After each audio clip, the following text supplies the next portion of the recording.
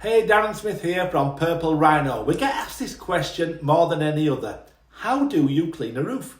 We all know without regular cleaning, our roofs will soon become covered in moss and other types of organic growth. Because the Great British weather is warmer and wetter these days, especially in the winter, when days are also shorter and darker, moss thrives on roofs. So how do you clean a roof?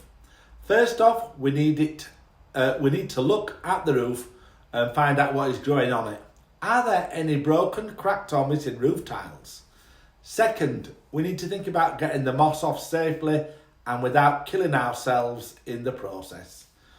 Thirdly, what type of access equipment am I going to need to carry out the work safely? Fourth, let's think about taking off the moss. Shall we brush it, scrape it, use an air blower or low pressure steam? Fifth, once removed, how are we going to kill off the spores left behind? Well, soft washing using sodium hypochlorite is the best method when you've been trained to do so. 6, you must allow the soft wash mix time to dwell. 7, you must thoroughly rinse off the soft wash solution.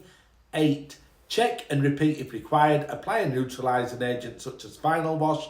9, think about a maintenance plan to keep it clean.